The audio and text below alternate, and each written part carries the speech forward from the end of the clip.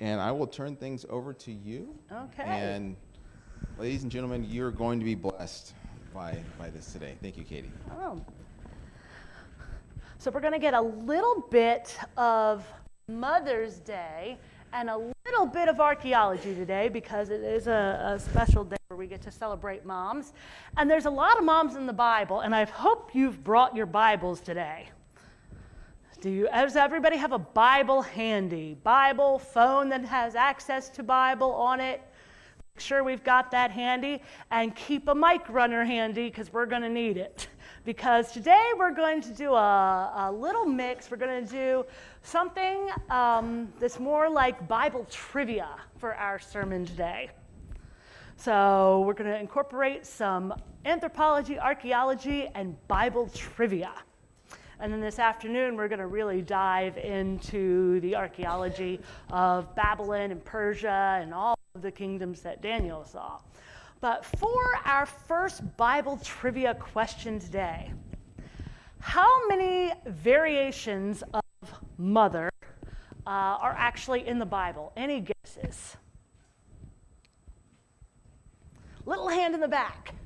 How many times do you think mother's in the Bible? 42. Any other variations? It wasn't. Come on, you can speak. This is interactive. In fact, I'm going to force you to speak in a little bit. 100. What would be a variation of mother? Grandmother. What's another variation?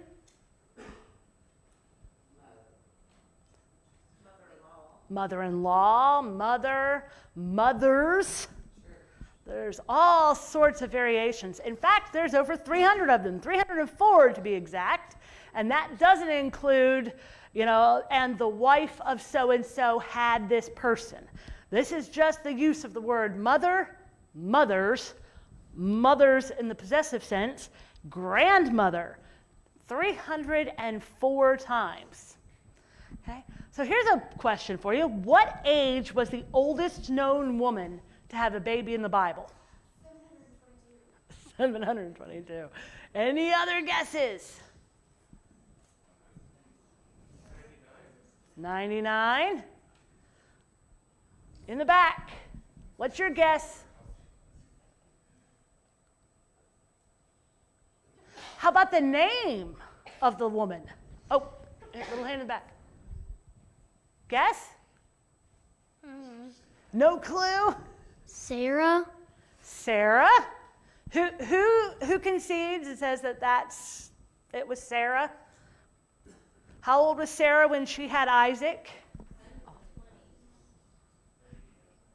Well, Abraham was 100 and Sarah was 10 years younger than him, so Sarah was 90 years old. But guess what? I see a hand in the back. I'm thinking about Eve. We aren't told Yes. how old she was, but we know she lived a long time and had lots of babies. Yes. So we actually do have an age, the oldest recorded age. So we know that she probably had children long afterwards. But Genesis 5:3. So turn the Bibles to Genesis 5:3. It's all the way at the beginning. It's easy to miss because it's so close to the beginning here. Genesis 5:3 says, are we ready? Or I still hear pages rustling. So we'll wait a minute. Now, Eve was made when? Creation week. So her and Adam are basically the same age, right? Right. So Genesis 5:3. And Adam lived, and you can add on to that Eve as well, 130 years, and begat a son in his own likeness and after his image, and called his name Seth. So Eve is the same age. So the oldest known age for a mother in the Bible to give birth is Eve at 130. Now, there's an interesting thing about Eve genetically, because there's this lovely little thing in your cells. Who knows what a cell is? You're looking at them. You should know what cells are. Your skin has cells. All right, who's heard of DNA? It's unique to you and your identical twin. That DNA lives right here in the nucleus. But did you know that there's another type of DNA that's inherited? Mitochondrial DNA. See these kidney bean looking like things here? Those are the mitochondria. They take all the sugars that you eat and they devour them. They're the powerhouse of the cell. They're like, ooh, sugar, let's go. And they get that cell moving. Did you know that the mitochondrial DNA is passed down through the mother? Your Y chromosomes, if you're a guy, your Y chromosomes live in the nucleus. That lives in that DNA. But the mitochondria gets passed down to all of a mother's children. And her mitochondrial DNA is the same as her mom's, is the same as her mom's, is the same as her mom's, until you get little variations. And we can track those variations. Same thing with men with the Y chromosome. A man's Y chromosome is passed down from his father, from his father, from his father, and you can get a straight male line back. So when we actually look genetically at DNA, it tells us something. There is two things in genetics. They call them Y chromosome Adam and mitochondrial Eve, because we have found through genetics that there are actually two individuals where everybody can trace their DNA to. But there's a little problem. The female line, we can trace back further and more generations than a male line. And why do you think that reason is? We know that Adam and Eve were created at the same time, so what's the holdup? Why aren't they the same length? The flood. Because every man on the planet, yes, they descended from Adam, but there may have been variations. But every man on the planet, when you get down here, you have Noah and his 3 sons. So every man on the planet goes back to who? Noah. Now, this is where tradition comes in. Traditionally, Noah's 3 sons married 3 sisters. But the DNA tells us that is not the case. So this is why don't always listen to those traditions. The DNA tells us that the girls that these boys married had different mitochondrial DNA. There were variations in it. So that you have to go back further to get to your original DNA source. So the original DNA source for the mitochondria, where they're not doing the variations, is most likely Eve. Whereas the original DNA source for every man currently alive on the planet is directly through Noah, who eventually goes back to Adam. But Y chromosome Adam, most likely Noah. Mitochondrial Eve is actually probably Eve. And this proves not only Adam and Eve, but it also proves the story of the flood. Okay. Which woman was called a mother of nations and of peoples? Who do you think? There's Deborah. Somebody turn to Genesis 17:16. 17:16. And when you're there and you're ready to read aloud, raise your hand and our mic runner will come up so that you can read that for us.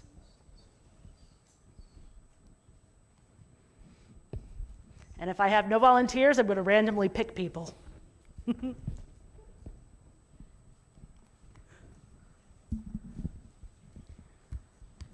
It's speaking about Sarah, and it says, I will bless her and give thee a son also of her. Yea, I will bless her, and she shall be a mother of nations. Kings of people shall be of her. Kings and people shall be of her. Now, what's interesting is when it says mother of nations, it's actually referring to both nations, that the word that's used is for Gentile nations and for the Israelite nations and kings. So we have Sarah. We have, what was her name when she was younger? Sarai. And her name when she was older?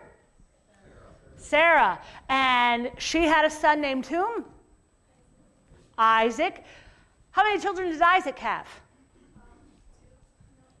2. He had twins. One of those twins became the who? The Israelites. What did the other twin become? The Edomites. They married him with the Edomites. Were the Edomites Israelites? No, because they weren't from Israel, otherwise known as Jacob. So this made Sarah a mother of not only the Israelites, but also of the what?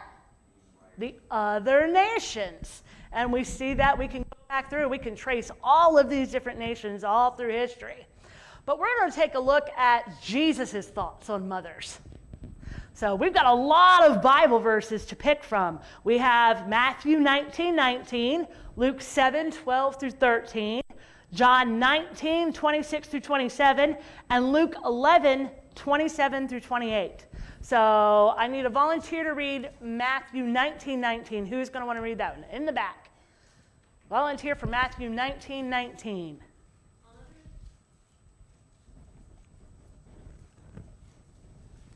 Honor thy father and thy mother, and thou shalt love thy neighbor as thyself. Okay, so Jesus' first thought on mothers was to do what? Honor them, okay? Luke 7:12 and 13. Volunteer.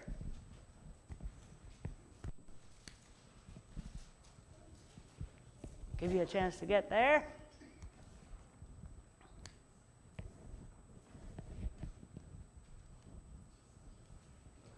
We have a volunteer.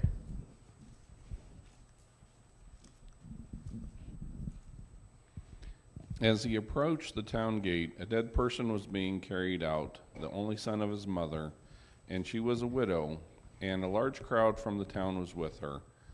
When the Lord saw her, his heart went out to her, and he said, "Don't cry." Okay, so he had compassion for mothers. A mother that wasn't his own. He'd probably never met her before in his life, but he had compassion on her. So we're supposed to honor our mothers. We're supposed to have what? Compassion for other mothers. All right, John 19:26 through 27. I have a lot of volunteers for this one.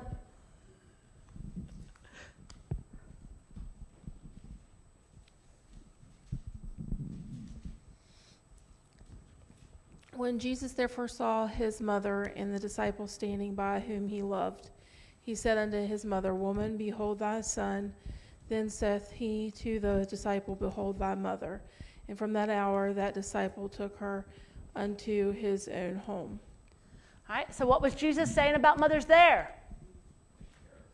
We're supposed to take care of them. So we're supposed to honor them. We're supposed to care for them and be compassionate towards them. And then finally, we have Luke 11:27 through 28. And I got a hand right there. Sure, take your time.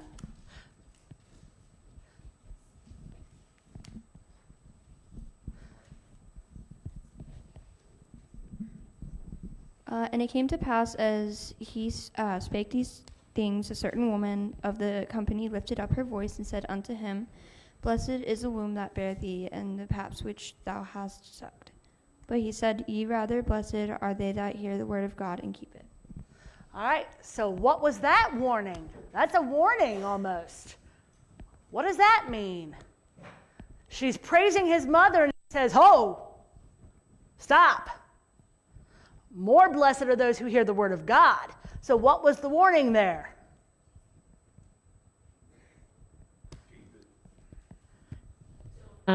Don't honor mothers over the Lord. Don't worship them, yes. So honor them, care for them, have compassion, but don't mistake that for worship. There's a very fine line there. Make sure that you put God above your mother. So are there mothers in the New Testament? There's a lot of mothers in the New Testament. Can we name some of these mothers? Shout out some names of mothers that you know of in the New Testament. Mary, that's Matthew 1:18.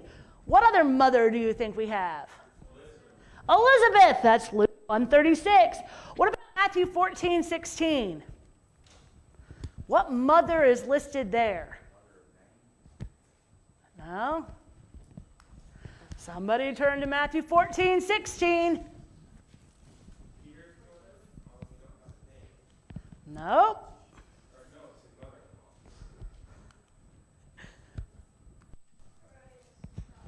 Yes, Herodias. Was she a good mother? No. So mothers in the Bible, are they always listed in a good light? No. Some of them are listed in a very negative light as a word of caution. Just because you're a mother doesn't mean you're always necessarily a good mother. But then let's look at Matthew 27:56. Who knows what those mothers are? Who are those mothers? Well, Mary Magdalene wasn't necessarily a mother. She may have mothered the disciples. But we have Mary Magdalene. We have Mary, the wife of Cleopas. We have Salome, who is most likely the mother of James and John. These are the mothers that followed Jesus from Capernaum and from up in Galilee. They followed him. They picked up, they brought their children. They just brought the whole family along and said, okay, get the wagon, we're going. And they followed Jesus around, and they were there from the beginning to the end. What about 2 Timothy 1:5? Yep. Only time that the Bible mentions the word grandmother, and it's Timothy's grandmother Eunice and his mother Lois. So we have examples of good mothers, and then we have an example of a bad mother. Let's look at Elizabeth a little more. Elizabeth, that we read in Luke and in Joshua, probably lived in Hebron when they weren't in Jerusalem working at the temple. Her tribe and her relation to Mary. What tribe was Elizabeth from? Take a random guess. You've got a 1 in 12 chance of getting it right. Levi says she was of the daughters of Aaron. And then what does it say her relation to Mary is? She's her cousin. But I thought Mary was from the tribe of Judah. Because one of Mary's mothers or grandmothers was from which tribe? Levi. Not Judah, but Levi. That also makes Christ descended from which tribes? The Levites and the Judah. So he was, the kingship came through which line? Judah. The priesthood came through which line? The Levites. If Mary was from both Judah and Levi, that would make Jesus a what? A priest and a king. All right, let's look at Elizabeth's age. This is the biggie. I want somebody to turn to Luke 1:7 and also verse 18. And then somebody look up Numbers 4:3. So we'll read Luke 1:7 first, then Luke 1:18. And then our little verse in Numbers. How old do you think Elizabeth was while we're looking this up? 80s, 90s. I say 80s and 90s. All right, let's see. What does Luke 1:7 say? Anybody there yet? See, you didn't realize you'd be contributing to the sermon today, did you?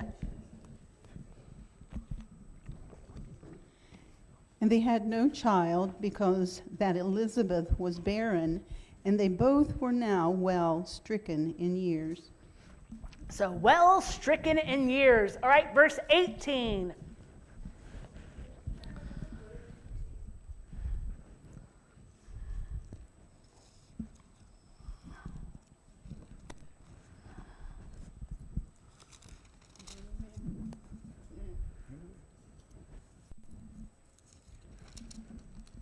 And Zacharias said unto the angel, Whereby shall I know this?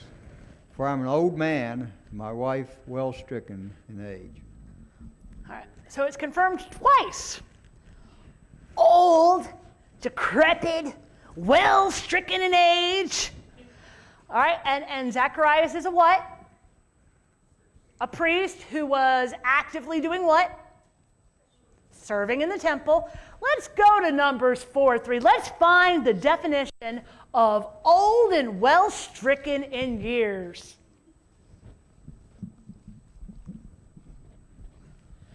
From 30 years old and upward, even until 50 years old, all that enter into host to do the work of the tabernacle of the congregation. So hold it a minute. What did that just say?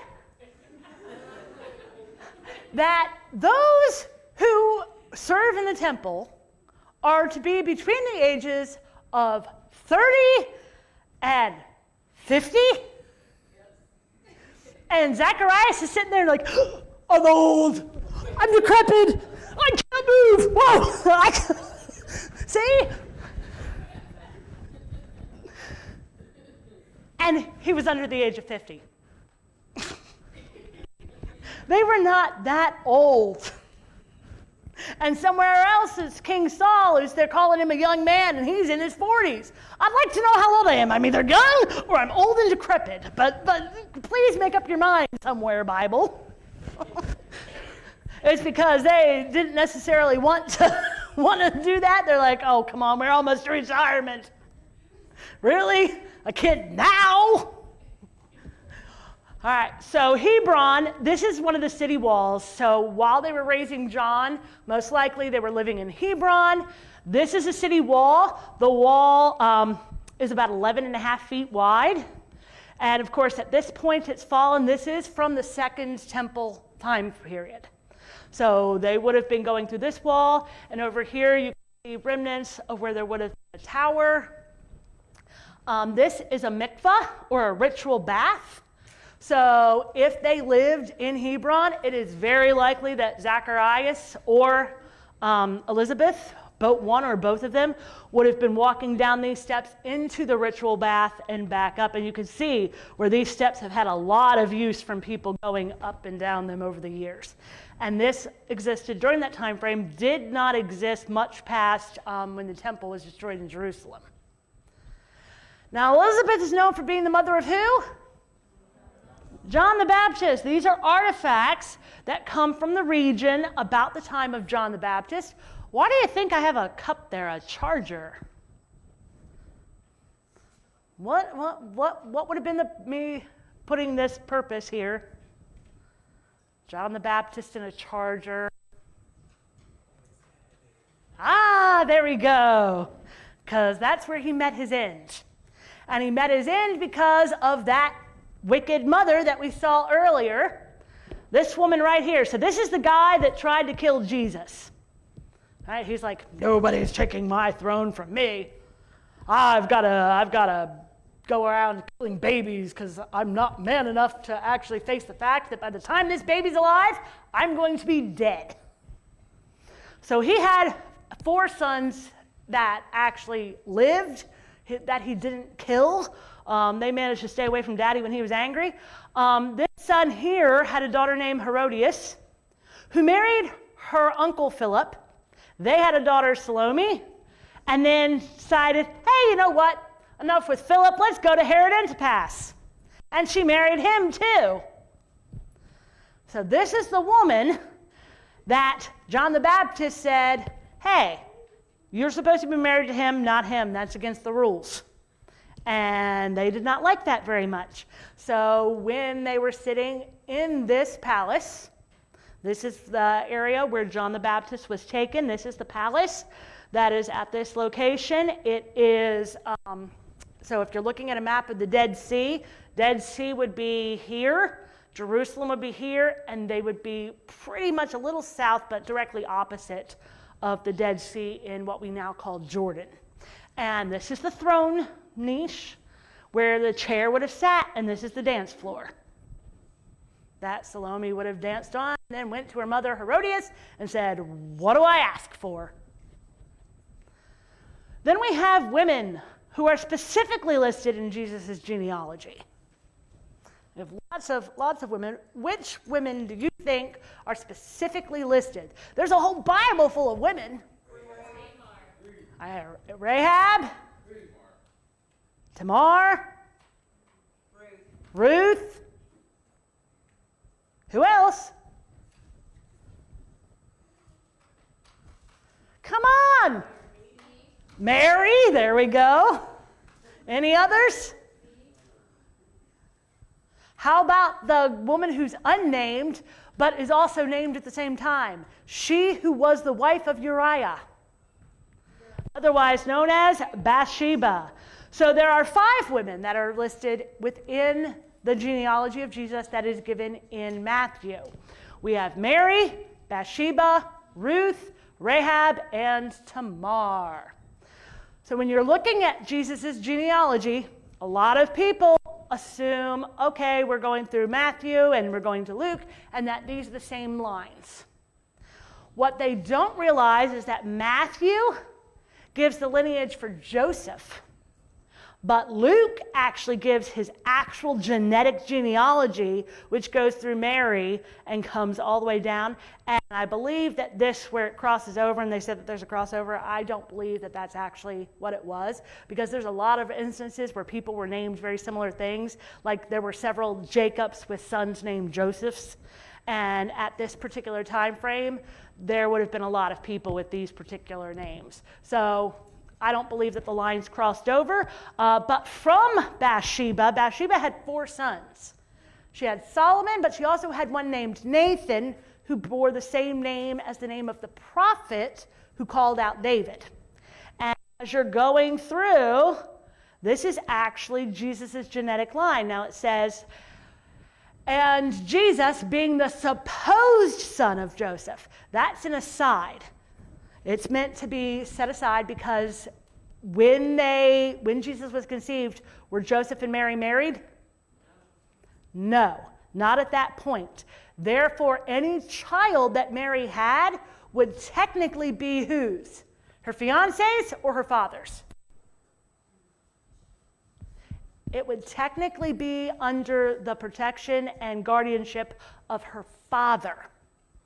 So until they were married, her father was responsible for Jesus. So Luke is going through and he says, Jesus being the supposed son of Joseph, put Joseph aside, now we're going straight for the males. Mary's father's name's Healy, his father's name is so-and-so, until we go all the way back and we get to who? Well, we get to David, but then Luke keeps taking it further back, and Luke goes all the way back to Adam. Luke traces it. Now, they lived in Nazareth. There's surprisingly little archaeology that's been done in Nazareth. There's basically none. But they did do an excavation of a house, and this is a 1st century house that they have from Nazareth. So this gives us an idea of the kind of style of home that Jesus may have grown up in when he was in Nazareth, and that Mary would have lived in as well. So you have your outer court. This is the outer court wall, and I can just imagine Jesus hopping up on that wall, going like this, "Look at me, Mom!" And she's like, "Get down from there before you break an arm." And then this would have been the doorway that they would have went in inside of the main house itself. Bathsheba, we really have no archaeological evidence for her. But we also have no archaeological evidence for her son Solomon or her son Nathan. And the best archaeological evidence that we have for her husband is, like what we discussed last night, the Tel Dan stela here that mentions the house of David. So that's the best archaeological evidence that we have of Bathsheba existing, besides the documents that we have that were written in the Bible and in the Hebrew Scrolls. But as far as Ruth and Rahab and Tamar we don't have a lot of information for, other than the fact that we have the house of Judah, and we know who the mother of Judah's children was. But for Ruth and Rahab, we're going to look at Ruth first. This is the supposed tomb of Ruth and Samuel. Do I believe that this is actually the tomb of Ruth and Samuel? No. But it is located in Hebron at the base of where they believe that David had his palace there. Because David ruled in Hebron for how many years? Does anybody know off the top of their heads? 7.5. Yep, he ruled there for 7.5 years. So some people believe that when he established himself in Hebron, that he moved the family tombs to near where his palace was, and that this building, this is built in the Middle Ages time frame, but they believe that it was built on top of another site that may have been the original tomb. What's also known for being in Hebron? The cave of Machpelah. Who's buried in the cave of Machpelah? Sarah. Who else? Abraham. Who else? Isaac, Rebecca, Jacob, and what was Jacob's wife that he buried there? Leah. So there's a lot of burials in this area. Basically, Hebron is the family graveyard of everybody. Everybody wanted to be buried in Hebron. So it would make sense that the tombs would have been moved there because people did do that. They moved tombs. This is just a look on the inside of where some of the niches are, where bodies at one point existed but no longer exist now. Jericho, Rahab. This is the city of Jericho from where they've been digging.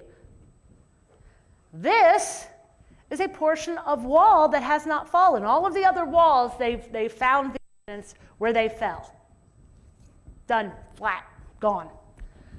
This retaining wall area, however, is suspiciously intact. And it is believed that this is a portion of the original wall where Rahab's house stood. Because Rahab's house, did it crumble? No, because she did what? The scarlet cord. And this section of wall proves that story true.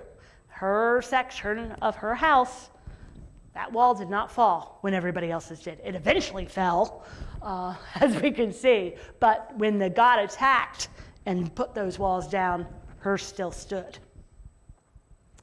Who are some well-known stepmoms in the Bible? Because there's not just mothers in the Bible. We got stepmothers.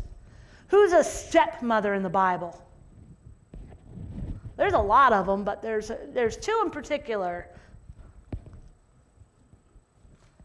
No guesses? How about Esther? Esther was a stepmom. Did you know that? Esther was a stepmom to Xerxes' son, Artaxerxes. And we'll actually learn about some of the Persian kings a little later this afternoon. But when Vashti wouldn't go to the palace and perform for the king, guess what? She had just had a baby. And that little baby that was born right at that moment, or right before that, is the baby that became the eventual ruler when Xerxes got assassinated a few years after the events that occurred in the book of Esther. So Esther was a stepmom. She's always the one where it says in Nehemiah 2:6, it says, "And the queen by his side," where I've always wondered if it was talking about what we would call the queen mother. And she still had some sort of a respectable position within the court as an advisor, because he did have Jewish men as his scribe and as his cupbearer. So it would have made sense that he kept on some of the Jewish advisors because he knew he could trust them, because his father died because his father was betrayed again by his bedchamberlains. So you wanted to keep people around you that you could trust. So when it mentions the queen by his side in Nehemiah, I've always wondered if it's actually referring to Esther. We don't know, but it's a thought. There's another famous stepmom. We don't know her name. Moses didn't name the Egyptians, but she was his Egyptian mother. What was Moses' actual mother's name? Jochebed. And speaking of Jochebed, which mothers made great sacrifices for their children? Jochebed, there we go. So Jochebed was actually Levi's daughter. She wasn't of the daughters of Levi. She was literally Levi's daughter, born when he was about 64 years old. She married her uncle, who was one of Levi's other sons. It gets very tricky with the genealogies, but Moses came through Levi. When Jochebed is having her children, we also have a scroll called the Brooklyn Papyrus. It's number 35.1446. And in this Egyptian scroll, it has a list of household servants. And within this household servants list, it names a couple of people. Majority of this list is Semitic names or Asiatic names, which are also Israelite names. So names like Asher, Isaac, Jacob, the feminine forms, because the majority of the list is females. Why would that be? In biblical terms, why would the majority of this list of household servants from the time of Moses be mostly women? Women worked inside and men worked outside. Oh, there's one answer. What was your answer? All the little boys died because Pharaoh went on a killing spree. We see that in the graveyards. There's a disproportionate amount of males compared to females in infancy. But once we get up to the more elderly ages, it's more females than males, and that's because the boys died before they could reach maturity. But we see the name Siphrah. Where do we see that name in the Bible? No. This was one of the midwives that's named. Pharaoh appointed 2 midwives to come in and kill the babies, and they didn't listen to him. One of their names is actually on an official Egyptian document from that time frame, listed as an Asiatic servant for one of the heads of Pharaoh's households. We also have a basket. This is a basket from Hatnefer. She was the mom for one of Hatshepsut's officials in court. So this is really close to the time of Moses. So this would have been approximately what, if you're trying to picture what type of basket Moses was floated down the river on, there you go. 25 inches long, 15 inches wide, 9 inches high. Put some tar and pitch on that, make it waterproof, send it on down the river. Pharaoh's daughter finds little baby in this boat or basket, and voila, we have Moses. Then we have this lady. Any idea who Samuel's mother was? Hannah. She was a Levite. So Moses and Samuel were distantly related. They were cousins. Of course, all the Israelites were. But we can actually trace their exact genealogies all the way down through. And see these red arrows? These red arrows indicate that there's some generations that I've skipped because they're just not all going to fit on here and you actually be able to read it. All right, Hannah rose up. She took Samuel where? She made a sacrifice. She had spent her entire life wishing for what? A child. She finally said, Lord, if you give me a child, I'll give him to you. So her one wish, I want to have a child. And then, and by the way, if I get the child, I'm going to give him away to you. That was a big sacrifice. So when he got to the age of 3, she took him to the temple, and the temple was where? Shiloh. And then, of course, then she had other children, but Samuel stayed at Shiloh. We know where Shiloh is. This is Shiloh, where the temple stood. We actually, through archaeology, have been able to figure out approximately where the temple was actually housed. And this would have been, I say temple, it was the tabernacle, which was the earliest version of the temple. I use them interchangeably. I probably shouldn't, but I do. This is a Roman era building that's at the site, but this site here, when they're looking at it, it's relatively clear and free of artifacts and different things, which would make the site unholy. So looking at the site, looking at all of the different areas, this is their best educated guess of where that tent would have stood for many, many years until David moved everything over to Jerusalem and Solomon then built the temple. And then this is a little pomegranate bell that would have been used within the services there. All right, some mother-in-laws. So if you've got children, chances are at some point you may or may not become a mother-in-law. And mother-in-laws are in the Bible. What's the most famous mother-in-law? Naomi. She is the most famous one. Unfortunately, we do not have a lot of archaeological evidence for her, except through David. What's another one? Peter's mother-in-law. Peter's mother-in-law lived in Capernaum. This is Capernaum. This is the synagogue. Now, they call it the white synagogue and the black synagogue because the white synagogue was built on top of the ruins of the black synagogue. But the foundation is almost the exact same. So this would have been after like 100 AD. The one underneath of it would have existed during the time of Christ, but the setup is exactly the same. Next to the synagogue, so this is where Christ would have preached, next to the synagogue is an early Christian church that is believed to be built on the remains of Peter's house. And when you look on the inside, it was an octagon-shaped house. So this is the house, and then they've built a building over top of it to preserve the remains from the house. But you'll also see these. These are mosaics. They're mosaics of what animal? Peacock. Why would they use a peacock? Because in early Christian times, it wasn't a fish necessarily that was the symbol for Christians, but peacocks. Lovely feathers.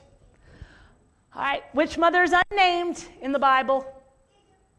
There's an unnamed mother who is very important. She's known as the wife of Manoah. Who's Manoah? Samson's father.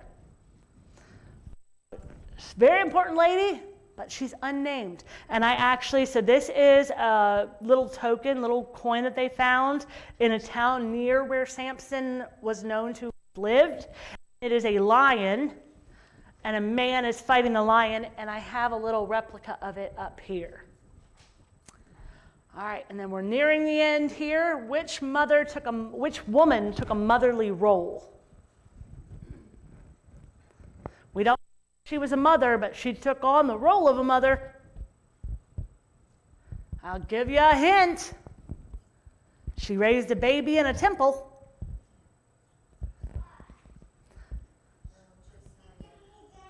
Josheba, she raised Josiah in the temple, and Athaliah, her stepmother, tried to kill the baby. Stepmother went through, tried to kill all of her descendants. And Omri was the father of Athaliah. This is Omri's palace at Megiddo. And here's an entrance to the palace. Quite large stones. These are people for scale. So this would have been a huge palace where it's very likely that Athaliah would have either been raised in or gone to visit while she was trying to assassinate all of her children and grandchildren. All right, and then finally, who was called a mother of Israel?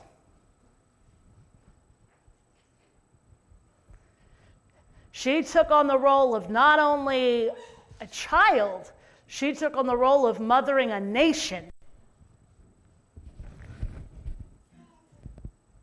How about Deborah? Deborah is called the mother in Israel, or a mother of Israel. This is actually a mosaic that they've been working on uncovering there. That is one of the earliest mosaics that describes the story of Deborah. And you can see her hair flying here. Wish we could see the whole thing and what exact part of the story that they're talking about here. But they've uncovered at least 3 different sections of the story that confirms the book of Judges.